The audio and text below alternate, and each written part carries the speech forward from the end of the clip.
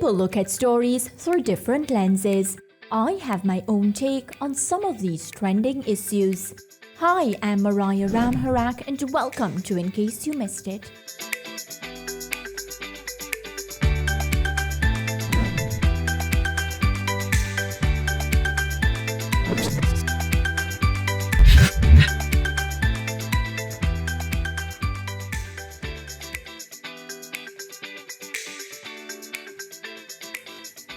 Jamaica's group has been announced for the Under-20 Women's Lacrosse World Cup set for August of this year in Hong Kong, China. Jamaica is drawn in Pool D alongside England, Ireland, Japan and Hong Kong. The top two from each group advances to the quarterfinals. Hello, I'm Mariah Ramharak and welcome to In Case You Missed It on SportsMax and CEEN TV. Today, I'm so pleased to be joined by Jamaica's Under-20 Lacrosse head coach, Taylor Irwin. Taylor, how are you? And thank you so much for stopping by on In Case You Missed It. Hi, thank you so much for having me. I'm happy to be here. All right, so head coach of the Under-20 Lacrosse team, you were appointed last year, August. How has that been going for you, Taylor? Oh, it's been an absolute blast and a pleasure to be working with these girls. I've known some of them since December of 2020, and we've just been growing together ever since. So I'm so happy to be presented with this opportunity to coach these girls and just really take them on this journey. August is right around the corner, and we've been preparing so hard for this. So I can't wait to continue this journey with the girls. Yeah, and tell me a bit of the details, a bit more about the crop of ladies that you're tasked to work with. Yeah, so as you all know, lacrosse is still fairly new to Jamaica. So a lot of these girls have switched over from prior sports, some switched over from track and picked up lacrosse no more than 2 years ago. The team is 95% locally based in Kingston, with only 4 of my players coming from the diaspora. I mean, it's a group of hard workers. These girls are so smart. Any task you give them, they're going to execute it with 100%. They're eager to learn, they're eager to grow the game, and they just want to be the best players they can be. Right, and there was a camp recently with the Under-20 girls in Florida. That was in March. What would you say, Coach, was the biggest takeaway from that camp? Sisterhood. The girls are, I mean, they were close before, but being able to have the whole team, the girls from the diaspora and the girls from Kingston together under one space for a training camp was absolutely marvelous. If they didn't leave with anything, they left with Sisterhood. I mean, they created a whole group chat without me in it, and they have been talking every day since. So they created a bond off the field that will ultimately just push them forward on the field. Yes, so important that you have good relationships off the field, I find, in sport, especially in team sport, because when you go on the field to, of course, compete, you're competing for people that you genuinely care about and you want to do well with and for. So I asked you about the good things, the positive takeaways, but what are some of the areas you think the ladies can work on if they are to be ready for August? Because you said it yourself, August is right there. I would say going back to the fundamentals as a team, I think because lacrosse is still so new to Jamaica, a lot of the girls have had to jump into the sport and to the game.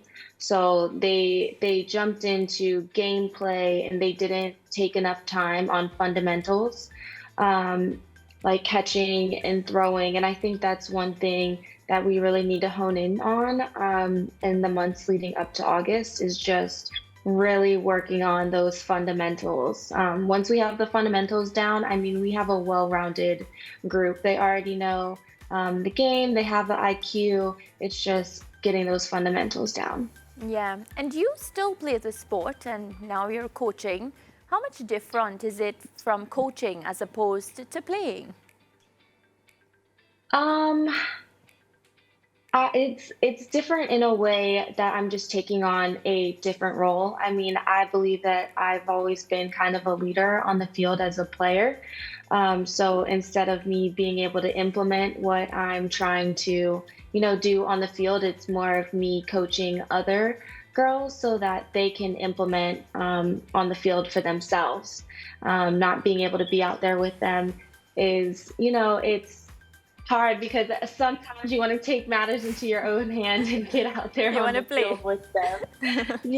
Yes, in some situations. But it's been an awesome role just being able to um, guide the girls and kind of be a role model for them.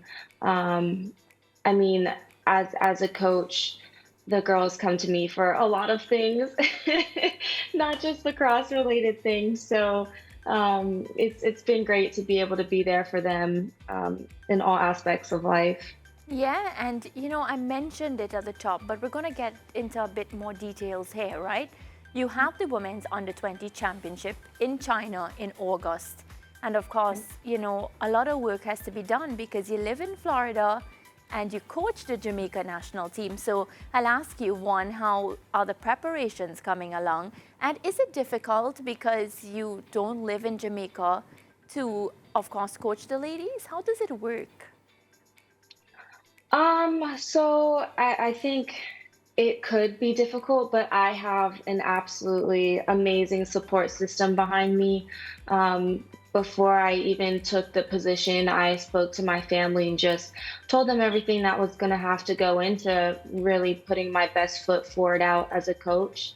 And they've been right behind me ever since. In the beginning, I was going every month and staying for the weekend to see the girls. And where as we get closer to August, I'll actually be traveling back to Jamaica and staying for well over a few weeks. So I'll get to be with them every day.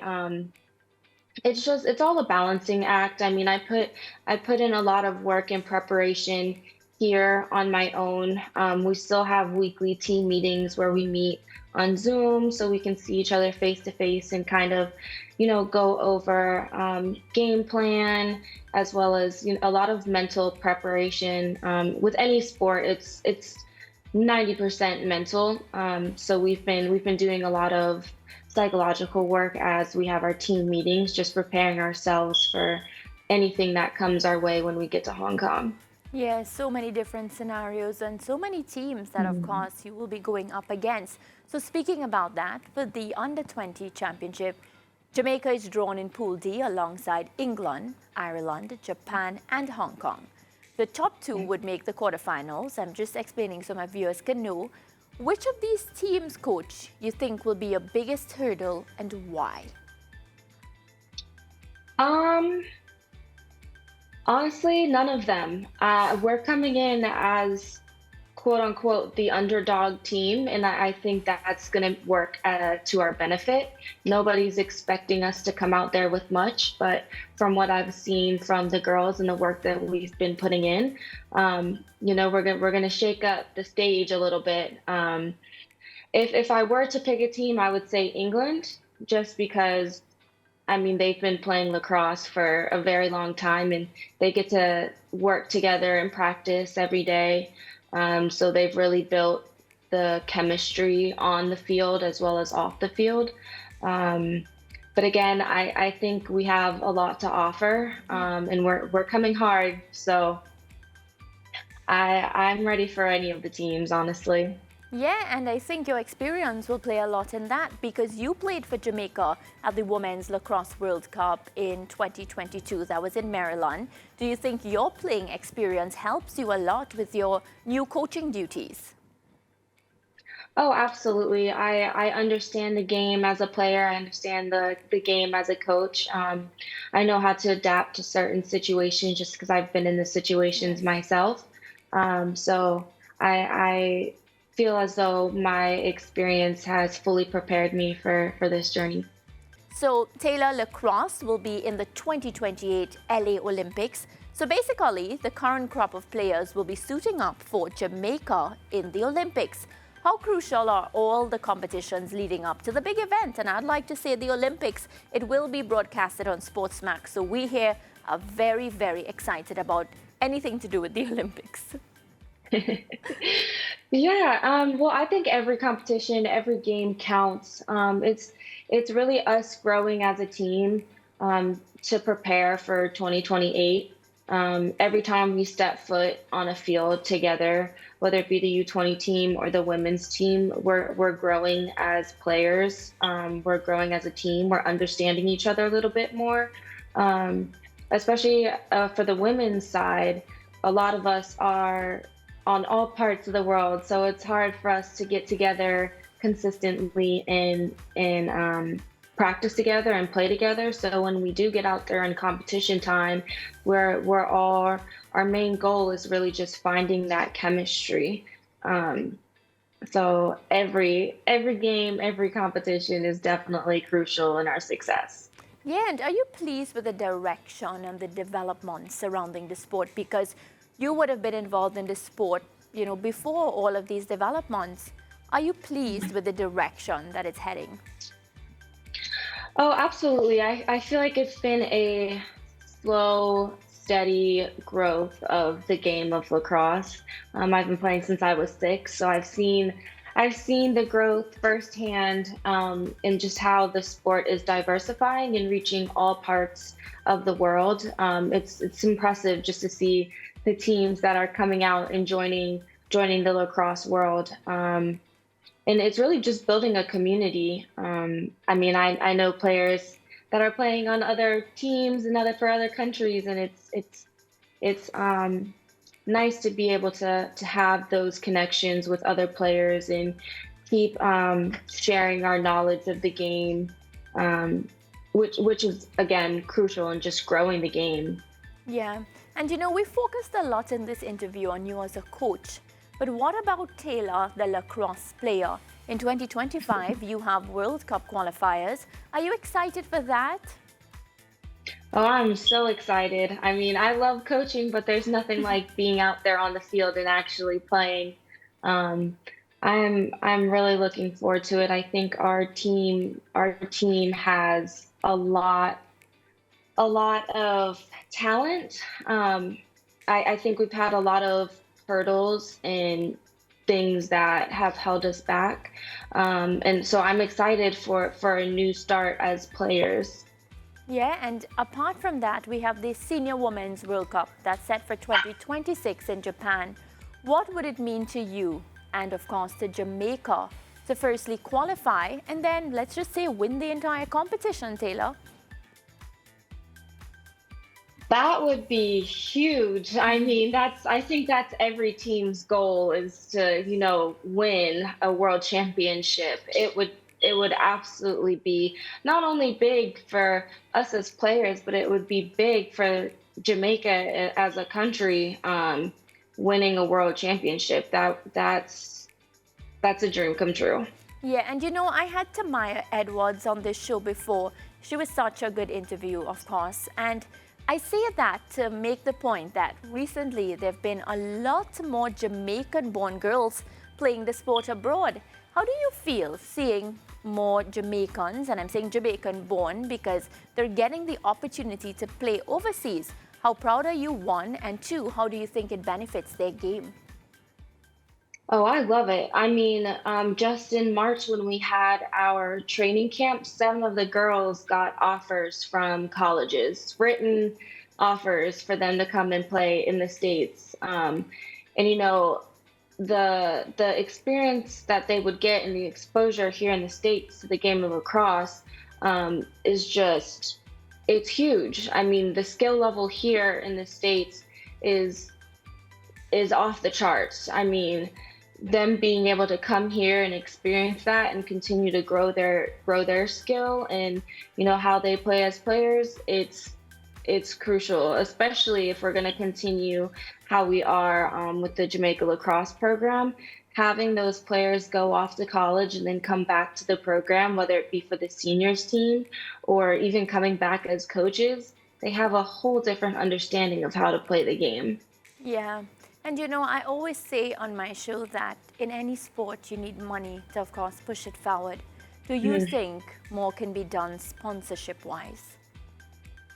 Absolutely. I mean, I hate to say it, I feel like we have to beg and beg for people to come and support and help us financially. And it's to me, it's heartbreaking. I mean, I had all the resources.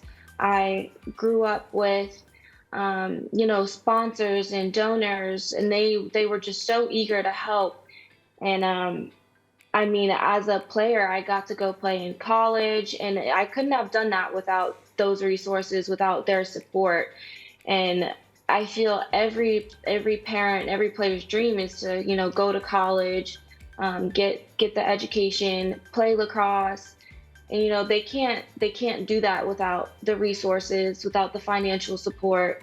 I mean, getting to college, they still have to pay for flight, clothes, new sticks, cleats, and I mean, they honestly, we can't do that on our own. I wish I could give all of my financial support to every single one of my players, but I mean, it's hard, and just getting to Hong Kong, just getting the girls to Florida for a training camp was like pulling teeth. It was so difficult, and it's sad because it was such a awesome opportunity for those girls.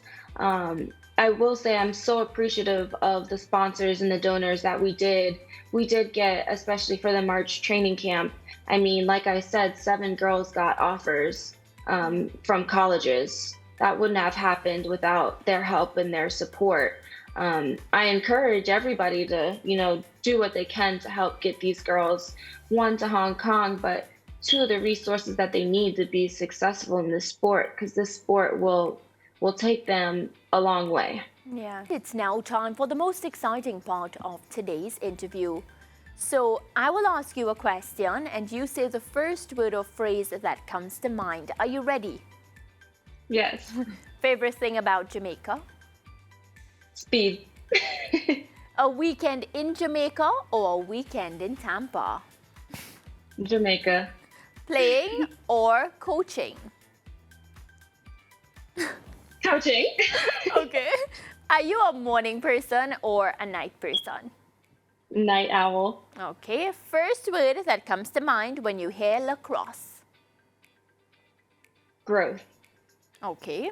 Winning the gold medal with Jamaica at the Olympics or coaching Jamaica to a gold medal at the Olympics? Coaching. All right. Where do you want to see the sport in the next 5 years? With more diverse countries and more diversity. All right, a good one. Now, apart from lacrosse, is there any other sport that you like? Track. Ooh, you're a true Jamaican. Well, before you leave me, let's head across now to social media to see what's been trending. Yeah. So we have this post. I remember this actually. This was when the sport minister of Jamaica posted screaming congratulations to Jamaica's senior women's lacrosse team for qualifying for the 2021 World Cup. Hashtag historic Jamaica sport development. And then there's this beautiful picture. Do you remember this when Jamaica qualified? I do. I actually was supposed to be a part of that team, but I unfortunately was not fast enough with my process. But I was cheering them on. Yeah, and it was such a good time because there was another tweet that, of course, I think it comes from the Prime Minister of Jamaica. It was a big deal here for Jamaica and the Caribbean because he posted this: Jamaica continues to make tremendous strides on and off the track. And she, of course, was saying congrats to the lacrosse team for making history yesterday, becoming the first Caribbean nation to qualify for the 2021 Women's Lacrosse World Cup. So, of course, Taylor, big deal. Sentiments being echoed by the sport minister and the Prime Minister of Jamaica. So we're hoping that after the under-20 competition, we can get some more of that. Absolutely. Fingers crossed. I'm hoping so too. No pressure at all. Well, Taylor, I want to thank you so much for your time, and I'm wishing you all the best as a coach and as a player. Thank you so much. Thank you for having me. No problem. Take care. Well, viewers, that's it for today's episode of In Case You Missed It. I hope you enjoyed, and I'll see you on next week's show. Be sure to like, share, and comment. Goodbye for now.